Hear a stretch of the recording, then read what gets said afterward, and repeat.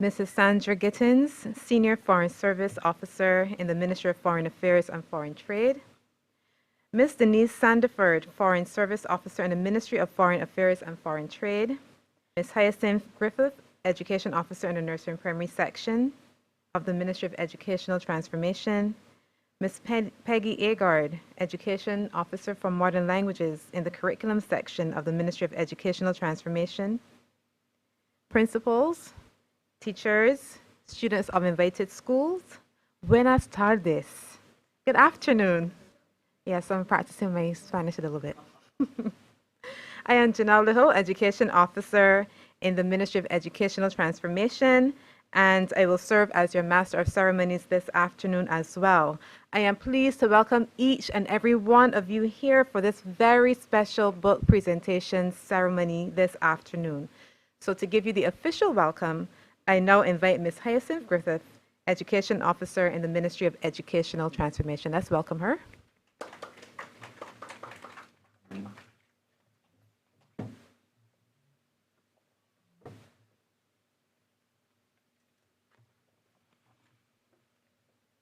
A most pleasant good afternoon to all of our distinguished guests from the Ministry of Foreign Affairs and Foreign Trade, who are our partners in education, our principals, other officials from the Ministry of Educational Transformation, teachers, and students from our educational institutions. I am delighted to welcome you to today's presentation of books. Thank you for taking time to join us this afternoon. Your presence here today reflects a shared commitment to our nation's children.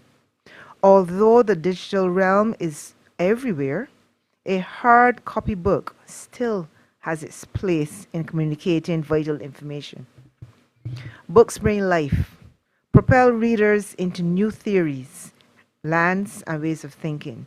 A warm welcome and thank you to the Ministry of Foreign Affairs and Foreign Trade for ensuring our students build a firm foundation in which one child Barbados can be realized. Madam Chairperson.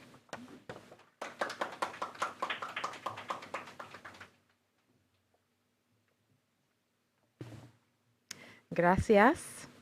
Thank you, Ms. Griffith, so I'm practicing, for such a warm welcome and for reminding us of the importance of physical books and the importance of collaborating with our colleagues in other ministries. And now at this time, I invite Mrs. Sandra Gittins, Senior Foreign Service Officer in the Ministry of Foreign Affairs and Foreign Trade, to share remarks on behalf of her ministry. Let's welcome her.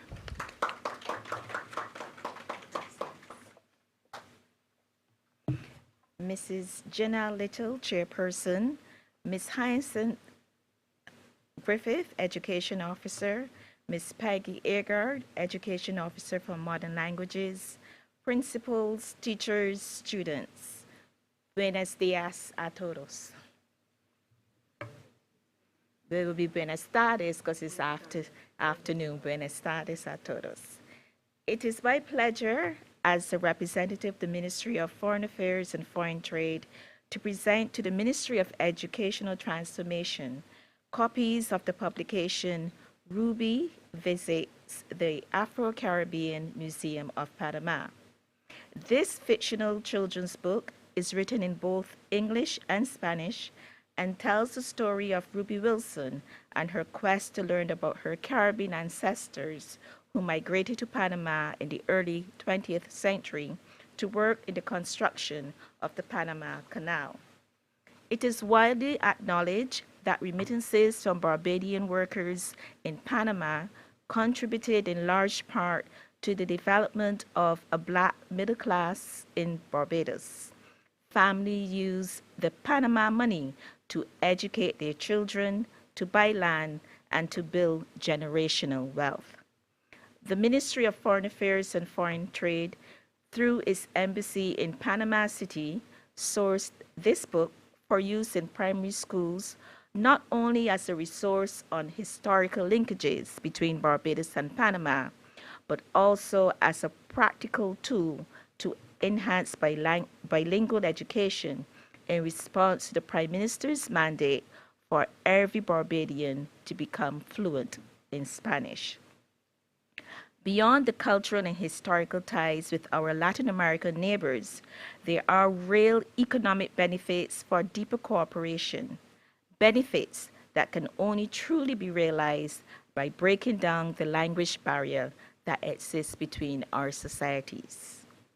We at the Ministry of Foreign Affairs and Foreign Trade truly hope this publication inspires the children of Barbados to want to learn more about our Latin American neighbors and to become bridge builders between our cultures. Thank you.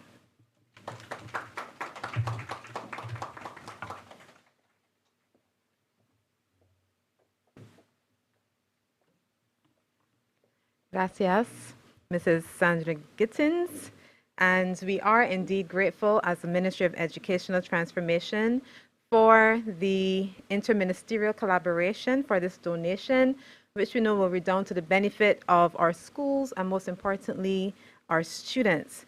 And as Mrs. Gittins indicated, this book, this beautiful book, I must say, will not only teach us about the historical connection between Panama and Barbados, and we know there's a very deep connection there, but it's also a practical tool to help us in our bilingual communication. And I hope that not only our children will become fully bilingual, but we too will take up that challenge and also become bilingual as well, so that we can communicate well with our Panama brothers and sisters. At this time, I now invite Ms. Peggy Agard, who I believe is multilingual, actually. She can speak several languages quite fluently as the Education Officer for Modern Languages, to come and share remarks. Let's welcome her as she comes.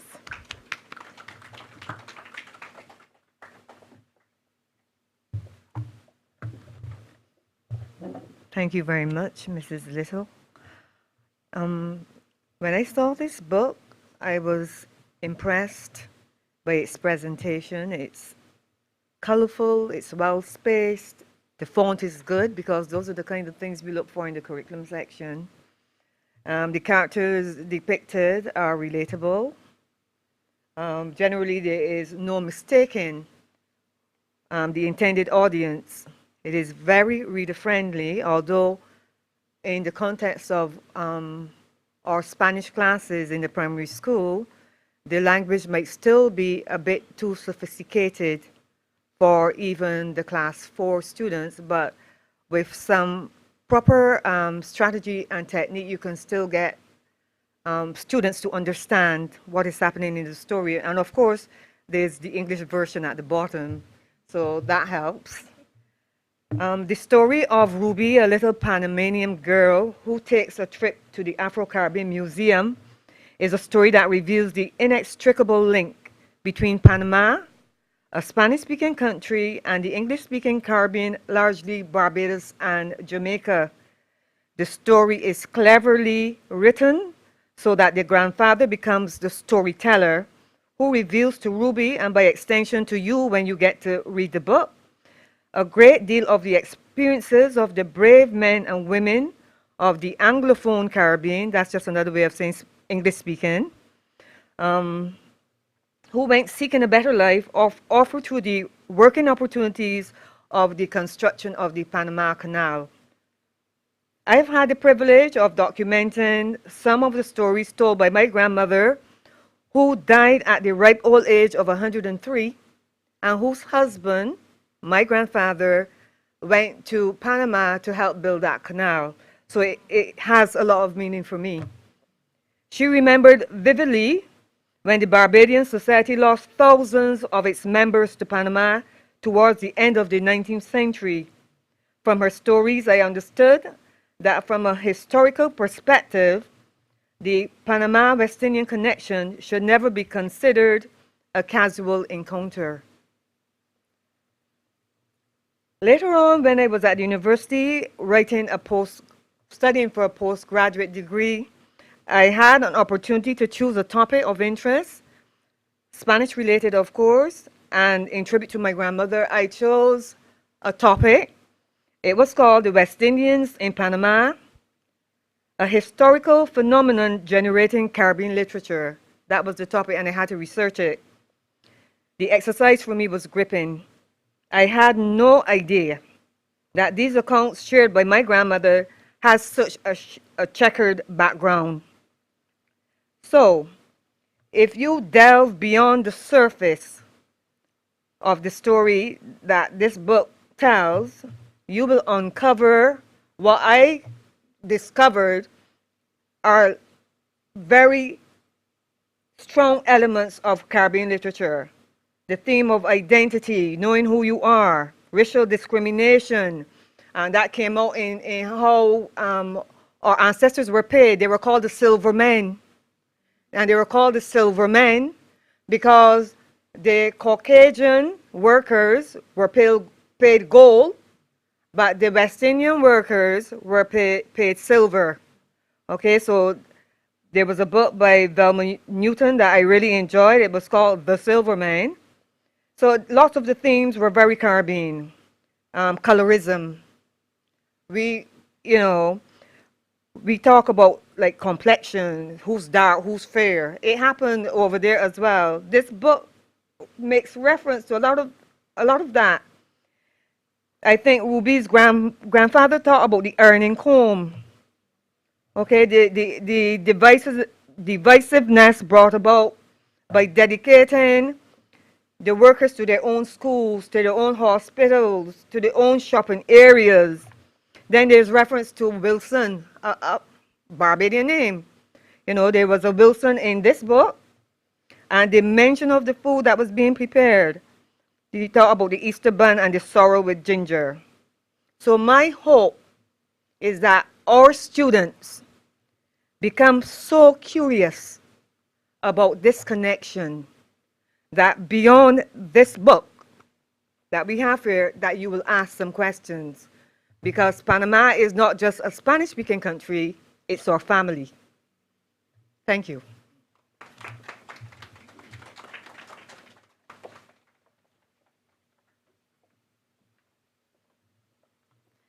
No, I want to read a book. Yes, thank you so much, Miss Agard. Sorry. Gracias, Miss Agard. Thank you.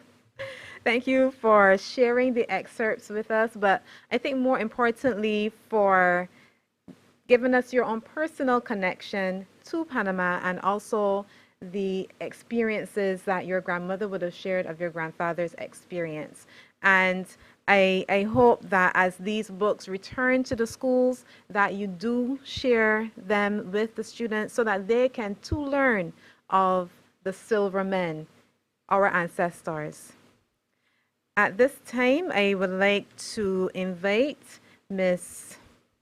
Gittins to participate in the official handover of the books to our schools. So Ms. Gittins and Ms. Griffith will assist.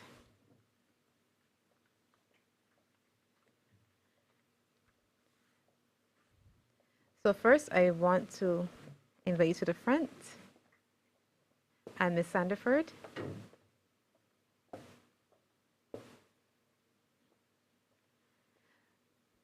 So first, we want to invite Ms. Agard to receive copies of the books on behalf of the Ministry of Educational Transformation.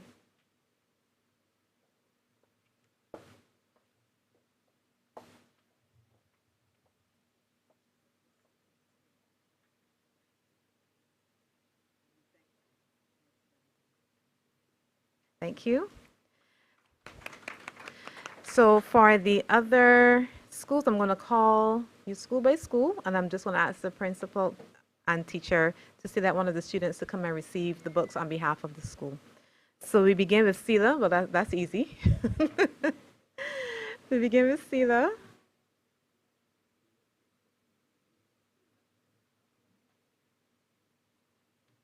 And children, as you receive these books, when you go back to school, you have to make sure that they are read, okay?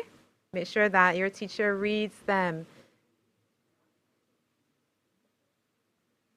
And that your Spanish teacher also reads them. Also invite now a representative, a student from Eagle Hall Primary.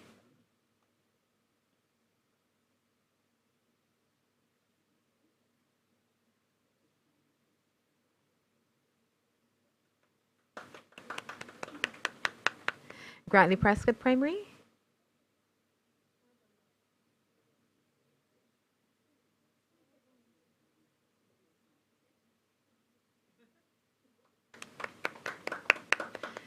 Bay Primary.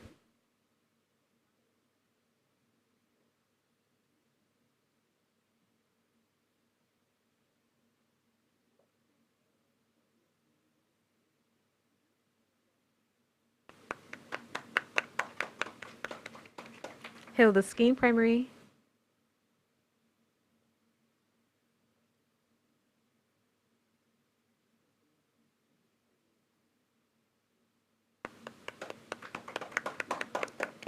And St. Lawrence Primary.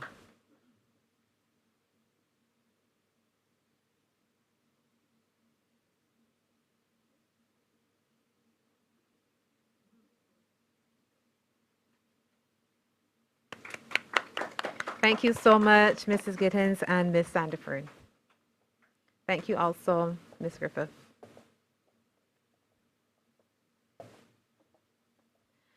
So we've come to the end of our book presentation ceremony. I will just ask you to stay a little bit at the end so we can take one photo. But thank you so much for making the time to come this afternoon as we received Ruby visits the Afro-Caribbean Museum of Panama. I'm not going to say this. I'm not going to say the Spanish version of that. So we thank you so much for being present this afternoon as we received these books, which were so graciously donated by the Ministry of Foreign Affairs and Foreign Trade. Thank you, Mrs. Sandra Gittins, Senior Foreign Service Officer, and Ms. Denise Sandiford, Foreign Service Officer, for being here this afternoon. Mrs. Gittins for delivering remarks on behalf of your ministry. Thank you, Ms. Griffith, for delivering remarks on behalf of the Ministry of Educational Transformation, and also Ms. Peggy Agard for sharing such a gripping personal experience about Panama. Thank you so much. Thank you. Thank you, students, and I look forward to hearing about your experience with this book as well. I hope you have a great experience as you read it, and that you become, as someone said, that you become more excited about learning about Panama and also about becoming bilingual. So thank you, everyone, and have a wonderful afternoon.